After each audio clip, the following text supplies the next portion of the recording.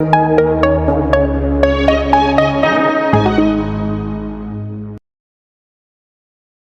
اللہ الرحمن الرحیم۔ السلام علیکم سجنات متروں، میں ہوں ارشد یاسین اور آپ دیکھ رہے ہیں ریڈار۔ سجنات متروں، بڑا زور شور تھا مریم اور نواز شریف کی واپسی کا۔ مریم نواز کی وطن واپسی میں چند گھنٹے باقی رہ گئے، لیکن ڈالر نے مریم نواز کی خوشیوں کو چاٹ کر دیا، نگل گیا، روند دیا، کچھ بھی کہہ لے۔ کیسے، اس کی میں تفصیلات آپ کے سامنے رکھتا ہوں۔ کہتے ہیں کہ شیڈول بھی تبدیل، اب ریلیاں نکالنے سے معذرت کر لی۔ کس نے معذرت کر لی اور کیا ہو رہا ہے؟ اور مسلم لیگ نون کا قلعہ لاہور، جس پہ کبھی نواز شریف رات کہتا تھا دن کو، تو دن کو رات ہی لوگ کہتے تھے، اب تیاریاں 10-15 روز سے جاری تھی مریم کے استقبال کی۔ اب ہوا ہر کیا، یہ میں اس کی تفصیلات آپ کے سامنے رکھتا ہوں۔ اور دوسرا اہم ایشو آج ہم آپ کے سامنے رکھیں گے، سندھ میں سیلاب کی تباہ کاریاں، جس پر پاکستان ہی نہیں دنیا بھر میں ہم نے کٹورا اٹھایا اور بھیک مانگی کہ سیلاب متاثرین کے لیے امداد دی جائے۔ وہاں سندھ حکومت کی نااہلی سے معاملات کس حد تک بگڑے اور سندھ ہائی کورٹ کا ایک بڑا حکم آ گیا۔ یہ بڑا حکم کیا آیا، یہ میں آپ کے سامنے رکھتا ہوں، اور آج ان دو ایشوز پر ہی میں آپ کے سامنے معاملات رکھوں گا۔ اور سب سے پہلے میں سندھ کے اندر سیلاب کی تباہ کاریوں سے ہی اپنے ویلاگ کا آغاز کرتا ہوں۔ سجنوں متروں، سیلاب کی تباہ کاریاں پاکستان کی سیاست، معیشت اور اخلاقیات کو تباہ کر گئیں، اور کبھی سندھ حکومت نے سیلاب کی تباہ کاریوں کے حوالے سے الیکشن کو ملتوی کیا، کبھی اس پہ وفاق پر تنقید کی، اور کبھی اس پہ مانگنے کے حوالے سے بلاول نے دورے کیا کہ سیلاب متاثرین کی امداد ضروری ہے۔ لیکن ہم نے اس وقت بھی کہا کہ سندھ حکومت وفاق سے پیسے تو مانگتی ہے، لیکن اپنے پلے سے 1 روپیہ بھی خرچ نہیں کر رہی۔ اور سندھ کے وزراء ٹیلی ویژن پر آ کر کے تو سندھ کے لوگوں کی بات کرتے ہیں اور ان کے متاثرین کی امداد کی بات کرتے ہیں، عملی طور پر سیلاب زدگان کے علاقوں میں آج تک کوئی گیا ہی نہیں۔ ایک بار وزیر اعلیٰ سندھ گئے تھے اور ان کے ساتھ ان کی جو درگت بنی، دوبارہ انہوں نے کوشش ہی نہیں کی۔ اور بلاول اور آصف زرداری نے تو بالکل ہی گئے نہیں، کیونکہ آصف زرداری کہتے تھے جی میں تو بیمار، میں نہیں جا سکتا۔ اب وہاں یہ سارے معاملات تھے، لوگ باتیں تو کرتے تھے، لیکن سمجھ نہیں آ رہی تھی کہ کیا رہا ہے۔ اب یہ انکشاف کل اس وقت ہوا جب PDMA، Pakistan disaster management authority نے سندھ ہائی کورٹ میں اپنی رپورٹ داخل کی۔ سجنوں متروں، ہوشربا معاملات میں آپ کے سامنے رکھ رہا ہوں۔ رپورٹ میں لکھا گیا تھا کہ سندھ حکومت کو $2 ارب کی امداد دی گئی تھی، جس میں سے 200 کے قریب متاثرین کو صرف 10 لاکھ روپے ہی دیے جا سکے۔ باقی پیسے کہاں گئے، کہاں خرچ ہوئے، اس رپورٹ میں اس کا کہیں ذکر نہیں۔ لیکن معزز جج صاحبان نے، کیونکہ 2 رکنی بینچ اس کیس کی سماعت کر رہا تھا جس میں یہ رپورٹ پیش کی گئی، معزز جج صاحبان نے پوچھا کہ آپ نے جو رپورٹ دی ہے اس میں سیلاب زدگان کو ملنے والے خیمے اور کمبل، اس کے جو اعداد و شمار ہیں اس میں واضح فرق ہے، کیوں؟ آپ نے رپورٹ میں لکھا ہے کہ خیرپور سے 22,000 خیمے غائب ہیں، نوشہرہ فروز سے 20,000 اور سکھر سے بھی 20,000 خیمے غائب ہیں۔ یہ خیمے غائب کہاں ہیں، کس نے غائب کیے، کیا اس کے خلاف آپ نے کسی کے خلاف مقدمہ درج کیا؟ جواب ملا نہیں۔ کچھ نہیں، جس پہ معزز جج برہم ہوئے.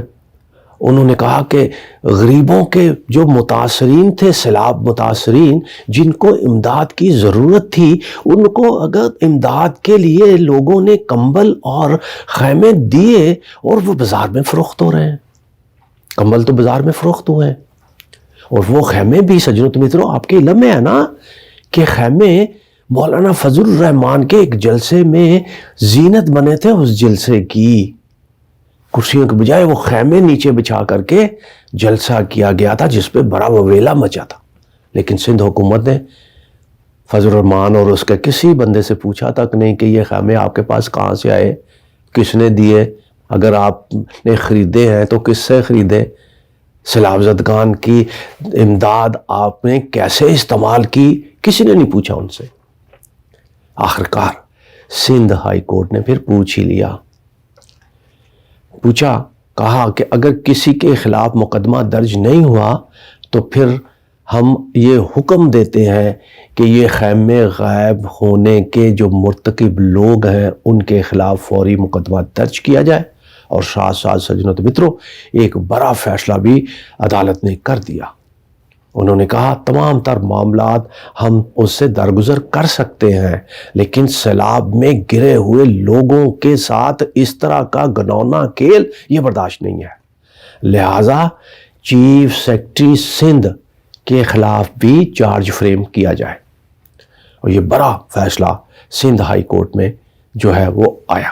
سجنوں تو متروں اب سندھ ہائی کورٹ کے فیصلے اور جینوا میں بھیک مانگنے کے حوالے سے، جو سیلاب زدگان کے حوالے سے وہاں پر جو رونا پیٹنا ڈال کر کے انہوں نے جس طرح بھیک مانگی، اور 10 ارب روپے ملنے کے اعلان پر جس طرح بغلیں بجائی گئیں، کہتے ہیں کہ ابھی تک وہ 10 ارب روپے کے اعلان رہ گئے ہیں، ابھی تک ملے ہی نہیں ہیں. کب پیسے ملیں گے، کب نہیں ملیں گے؟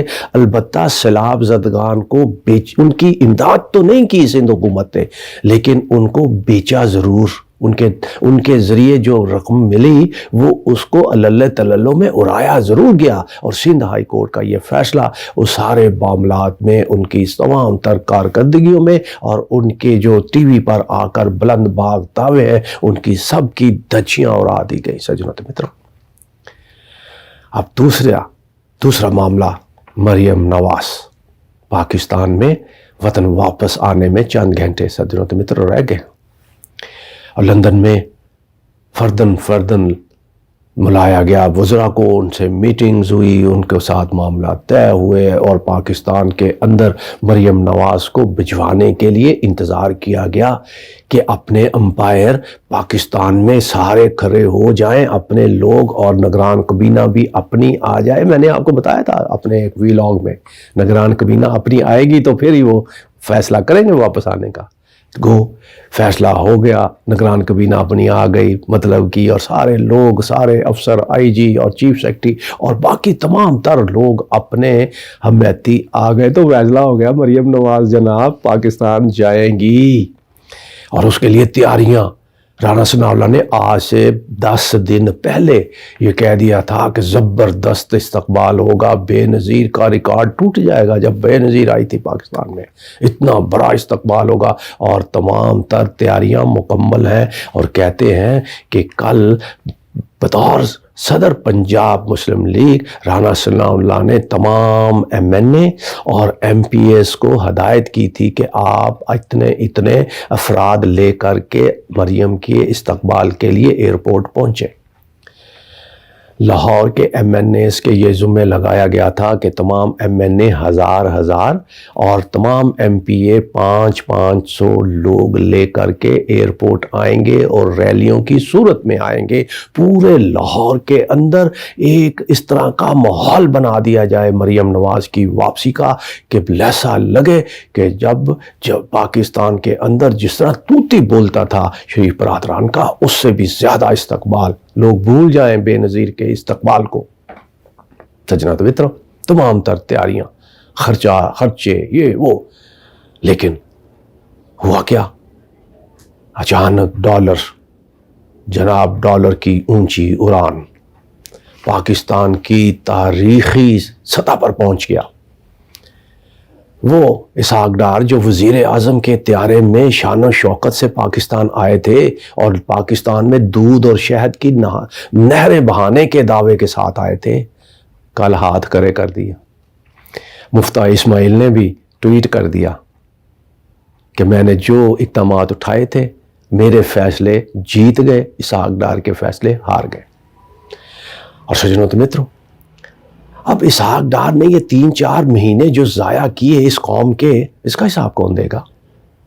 اب ایک دم کل اور آج کے درمیان 24 روپے میں ڈالر میں اضافہ ہوا ہے، اور پاکستان کی تاریخ کا یہ سب سے بڑی چھلانگ ڈالر کی، 24 روپے اضافہ۔ اب کہتے ہیں 255 روپے کا ڈالر مارکیٹ میں مل رہا، ملتا ہے یا نہیں ملتا یہ مجھے نہیں پتا، تاریخ یہ جو ریٹ طے کیا گیا وہ یہ ہے، اور اس سے مہنگائی کا ایک نیا طوفان آ گیا ہے۔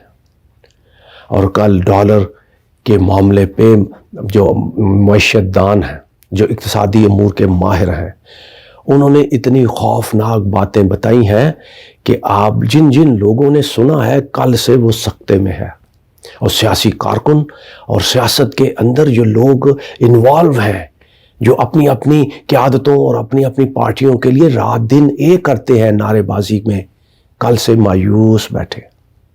اور کل میری اطلاعات کے مطابق پاکستان نہیں، صرف لاہور کی اگر میں بات کروں تو لاہور میں زیادہ تر MNA MPAs مسلم لیگ نون سے متعلقہ ہیں۔ PTI کے تو 4-5 ہی تھے جو جیتے تھے، اب باقی وہ ضمنی انتخابات میں 2-3 مزید جیت گئے، لیکن اکثریتی 80% MNA اور MPA مسلم لیگ نون کے ہیں۔ سجنوں متروں، اس میں سے 5 MNA انکلز جن کو نکال دیا گیا ہے، کہتے ہیں کہ انکل سے جان چھڑا ہی لی جائے، انہوں نے کل باقاعدہ معذرت کر لی ہے استقبال کرنے کی مریم کی۔